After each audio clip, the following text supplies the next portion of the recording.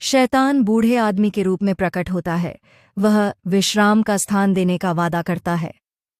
फिर 89वें दिन शैतान गुफा के पास आया। वह ज्योतिर्मय वस्त्र पहने हुए था और उसके चारों ओर उज्ज्वल कमरबंद बंधा हुआ था। उसके हाथ में प्रकाश का दंड था। वह देखने में बहुत भयावह था, लेकिन उसका चेहरा मनोहर था और उसकी वाणी मधुर थी। उसने स्वयं को इस प्रकार रूपांतरित किया ताकि आदम और हव्वा को धोखा देकर गुफा से बाहर निकाल सके, इससे पहले कि वे अपने 40 दिनों की अवधि पूरी करें। क्योंकि उसने अपने मन में कहा, अब जब वे 40 दिन उपवास और प्रार्थना पूरी कर लेंगे तो परमेश्वर उन्हें उनके पूर्व अवस्था में लौटा देगा, और यदि वह ऐसा नहीं भी करेगा तो भी वह उन पर कृपा करेगा, और यदि वह उन पर दया भी न करे तो भी वह उन्हें कुछ न कुछ बाग से सांत्वना के लिए देगा, जैसा उसने पहले 2 बार किया है।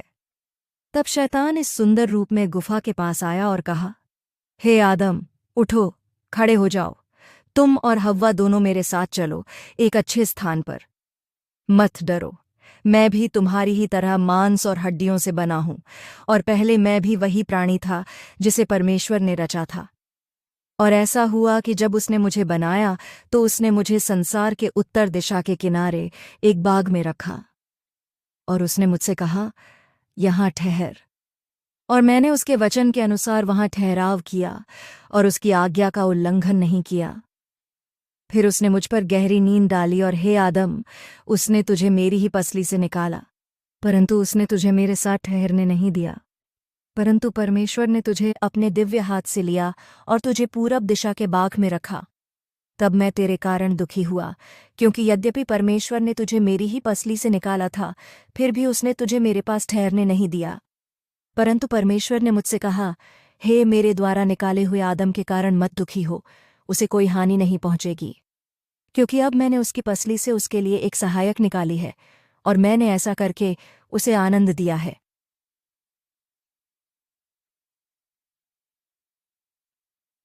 तब शैतान ने फिर कहा, मैं नहीं जानता था कि तुम इस गुफा में हो, और न ही उस परीक्षा के बारे में जो तुम पर आई है, जब तक कि परमेश्वर ने मुझसे न कहा, देख, आदम ने अपराध किया है, वह जिसे मैंने तेरी पसली से निकाला था, और हव्वा ने भी, जिसे मैंने उसकी पसली से निकाला, और मैंने उन्हें बाग से निकाल दिया है। मैंने उन्हें दुहाक और क्लेश के देश में बसाया है, क्योंकि उन्होंने मेरे विरुद्ध अपराध किया और शैतान की सुनी। और देख, वे 80 दिन से इस कष्ट में हैं। तब परमेश्वर ने मुझसे कहा, उठ, उनके पास जा और उन्हें अपने पास ले जा, और शैतान को उनके पास आने न दे और न ही उन्हें सताने दे, क्योंकि वे अब बहुत दुख में हैं और भूख से निर्बल पड़े हैं। उसने मुझसे यह भी कहा, जब तू उन्हें अपने पास ले जाएगा तब उन्हें जीवन के वृक्ष का फल खाने को देना, शांति का जल पिलाना, उन्हें प्रकाश के वस्त्र पहनाना, और उनकी पूर्व अनुग्रह की अवस्था में लौटा देना, और उन्हें दुख में मत छोड़ना, क्योंकि वे तुझसे ही आए हैं। परंतु उनके लिए मत शोक कर, और न ही उस बात के लिए पछता जो उन पर आई है।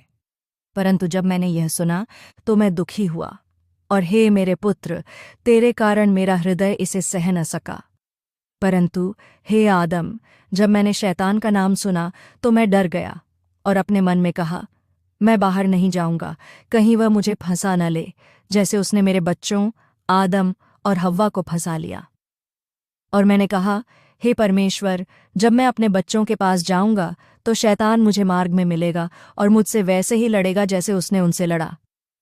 तब परमेश्वर ने मुझसे कहा, मत डर, जब तू उसे पाए तो अपने हाथ के दंड से उसे मारना, और उससे मत डरना, क्योंकि तू पुराना है और वह तुझ पर प्रबल न होगा।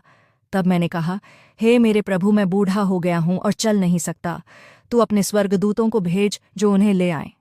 परंतु परमेश्वर ने मुझसे कहा, स्वर्गदूत वास्तव में उनके जैसे नहीं हैं, और वे उनके साथ आने के लिए सहमत नहीं होंगे, परंतु मैंने तुझे चुना है, क्योंकि वे तेरी ही संतान हैं और तेरे जैसे हैं, और वे तेरी बात मानेंगे। परमेश्वर ने मुझसे यह भी कहा, यदि तुझ में चलने की शक्ति न हो तो मैं बादल भेजूंगा जो तुझे उठाकर उनकी गुफा के द्वार तक ले जाएगा। तब बादल लौट जाएगा और तुझे वहीं छोड़ देगा। और यदि वे तेरे साथ आएंगे तो मैं बादल भेजूंगा जो तुझे और उन्हें उठा लेगा। तब उसने बादल को आज्ञा दी और उसने मुझे उठा लिया और तुम्हारे पास ले आया, और फिर वह लौट गया। और अब हे मेरे बच्चों, आदम और हव्वा, मेरी सफ़ेद दाढ़ी और मेरे निर्बल रूप को देखो, और यह भी देखो कि मैं इतने दूर से आया हूँ। आओ मेरे साथ चलो एक विश्राम के स्थान पर। तब वह आदम और हव्वा के सामने रोने और सिसकने लगा, और उसके आंसू धरती पर पानी की तरह बहने लगे। और जब आदम और हव्वा ने अपनी आंखें उठाकर उसकी दाढ़ी देखी और उसकी मधुर बातें सुनी, तो उनके हृदय उसके प्रति कोमल हो गए। वे उसकी ओर ध्यान से सुनने लगे, क्योंकि उन्होंने विश्वास किया कि वह सच्चा है। और उन्हें ऐसा लगा कि वे सचमुच उसके ही संतान हैं, जब उन्होंने देखा कि उसका चेहरा उनके जैसा है, और वे उस पर भरोसा करने लगे।